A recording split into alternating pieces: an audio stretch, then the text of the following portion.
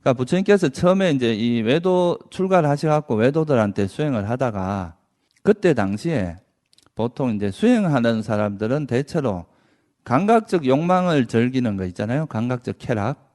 이걸 즐기는 것은 좀 수준이 낮다. 이렇게 다 생각을 했어요. 우리가 뭐 지금 우리가 사는 세상에서도 보면 너무 막 감각적 쾌락만 즐기고 사는 사람은 우리가 수준 높다고 이야기하지는 않잖아요. 그죠? 그런 건 참 인생을 어떻게 보면 낭비하는 거란 말이에요. 이때 당시도 마찬가지였다는 거죠. 이런 감각적 욕망을 추구하고 살아가는 이런 삶은 좀 저열하다. 이렇게 생각을 했어요. 그래서 그때 당시에 수행자들이 주로 추구했던 방향이 뭐냐면 고행 쪽으로 가는 거죠. 그러니까 내가 감각적 욕망을 즐기는 것은 위험하니까 이거를 나를 오히려 학대하거나 괴롭힘으로써 그걸 수행으로 삼고 나를 괴롭힘으로써 업장을 소멸하고 나중에 이제 뭐 열반에 이를 수 있다. 이렇게 생각하는 쪽으로 많이 이제 생각을 했다는 거죠. 근데 이제 부처님께서 그 고행도 할 만큼 다 해보고 또 이런 이제 감각적 욕망도 뭐 부처님이 그 태자 시절에는 궁이 세 가지가 궁이 있었다 그러잖아요. 그죠? 여름에 사는 궁, 뭐 겨울에 사는 궁, 우기 때 사는 궁. 그 궁 하나하나에 뭐 2만 명의 뭐 시녀가 있었다고 그렇게 이야기를 합니다. 그러면 얼마나 많은 감각적인 쾌락을 누렸겠어요. 그죠? 뭐 우리나라의 의자왕이 몇 천 궁녀예요? 3천 궁녀. 그건 비교가 안 된다 이 말이에요. 그리고 이제 이 고행도 정말 이렇게 우리 부처님의 고행상 보셨죠? 그죠? 뼈밖에 없는 그런 모습. 그러니까 고행도 극한의 고행을 다 해봤는데 두 가지 다를 해봐도 이게 깨달음에 이르는데 전혀 도움이 안 된다는 걸 이제 발견을 하시고 감각적 욕망을 추구하거나 이런 이제 그 고행을 하는 것은 수행에 전혀 도움이 되지 않는다. 근데 이때 이제 부처님께서 떠오른 생각이 뭐였느냐 하면 당신이 이제 그 어린 시절, 태자 시절에 들었던 선정의 상태를 생각을 해낸 거죠. 선정 상태를 이렇게 돌이켜 보니까 이때는 되게 행복했어요. 선정에 들어가는 것 자체가 굉장히 행복하고 즐거웠는데 이거는 감각적 욕망을 누릴 때와 다른 어떤 그런 마음 상태가 있는 거예요. 그건 되게 안정되고 평온하고 고요한 상태가 있다는 거죠. 그래서 이런 마음 상태를 수행에 활용을 하면 이게 어떨까?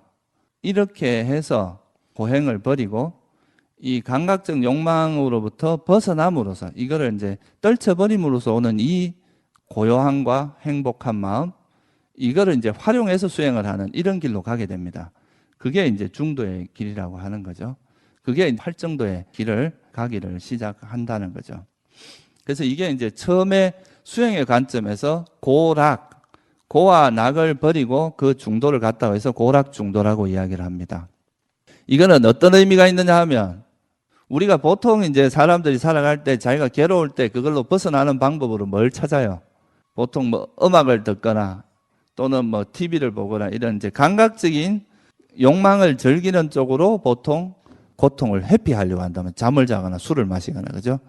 그런데 부처님께서 발견하신 이 중도의 길에서는 뭐가 있느냐 하면 이 감각적 욕망을 벗어나면서 이 감각적 욕망으로 오는 행복은 하잘것없는 건데 이 감각적 욕망을 벗어남으로써 오는 이 행복은 우리가 굉장히 우리 마음을 안정시켜주고 오히려 어떤 수행에 굉장히 큰 도움이 된다는 걸 발견하신 거죠.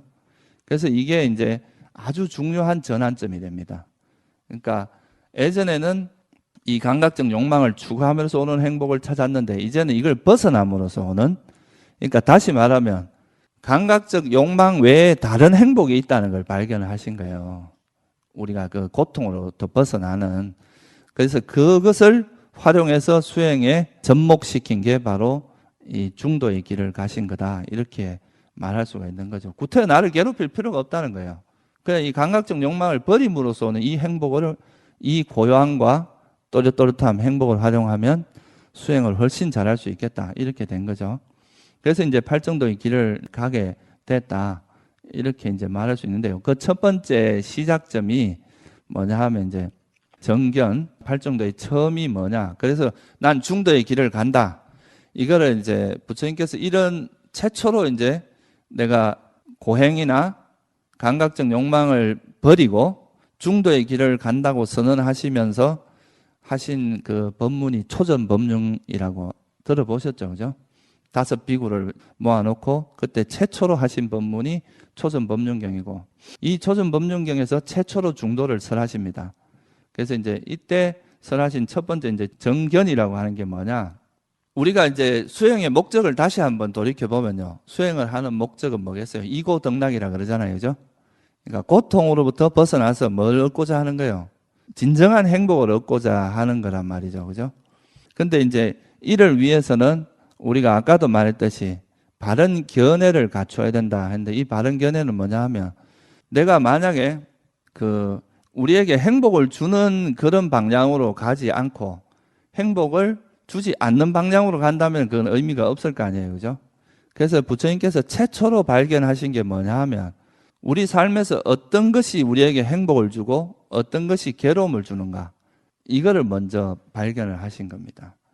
우리가 이제 정견은 부처님께서 사성제로 이야기를 하는데, 그 사성제의 내용을 보면 첫 번째가 뭐예요? 고성제죠, 그죠?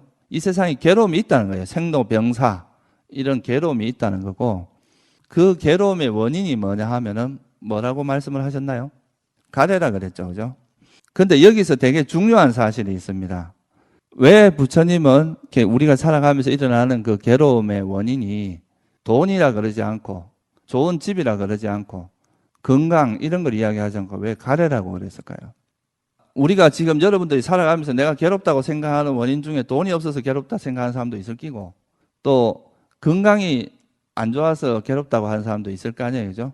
근데 그런 수많은 원인들을 두고 왜 하필 가래라고 했을까요? 이게 이제 중요한 어떤 관점이거든요. 그러니까 어떻게 보면 이 괴로움이 일어나는 원인이 우리가 물론 세상에서 일어나는 원인도 있을 수 있다 이거예요. 그렇지만 근본적으로는 어디에서 비롯된다는 걸 이야기하는 거겠어요? 우리 마음의 문제라는 겁니다. 옛날에 원효 스님이 그 해골물을 먹었어요. 해골 바가지 물을 먹었는데, 그 다음날 일어나서 딱 보니까 그게 해골 바가지 물이라는 걸 아니까 막 오바이트를 했다 하잖아요. 그러면 똑같은 물인데 내 마음 상태가 어떠냐에 따라서 이게 행복으로 다가오기도 하고 뭐로 다가오기도 합니까? 괴로움으로 다가오기도 하잖아요. 그래서 부처님께서 이제 발견하신 가장 또 중요한 전환점이 뭐냐 하면, 보통 사람들은 세상에서 행복을 찾으려고 쫓아간단 말이에요. 그죠? 세상에서 행복을 찾으려고 합니다. 근데 그거는 한계가 있다는 거예요. 세상은 내 마음대로 되질 않잖아요. 여러분이 원하는 대로 이 세상이 구성되질 않는단 말이에요, 그죠? 그러면 이 세상을 통해서 행복을 얻으려고 하는 데는 한계가 있습니다. 예를 들어서 대통령이 되려고 하는 사람은 뭐 수백 명이 되는데 대통령 자리는 하나밖에 없어요. 그럼 나머지 사람은 괴로워야 되잖아요, 그죠? 그러니까 이게 밖에서 행복을 찾는 것은 절대적으로 우리가 찾는 게 한계가 있는데, 마음이 이 세상을 받아들이는 거니까 우리가 이 세상을 받아들이는 태도를 변화한다면 어떤 상황에서도 행복할 수 있겠죠, 그죠?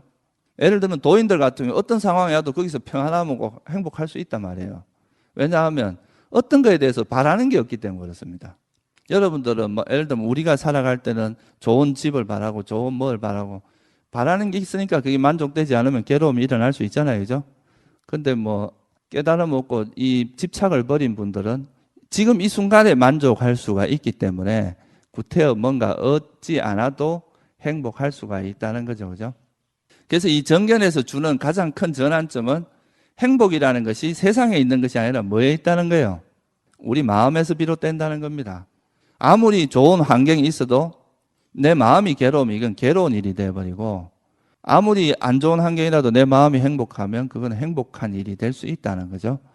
그래서 여기서 착안을 해가지고 결국 어떤 것에도 영향을 받지 않는 진정한 행복을 얻기 위해서는 우리 마음을 변화시켜야 된다 이거죠, 그죠?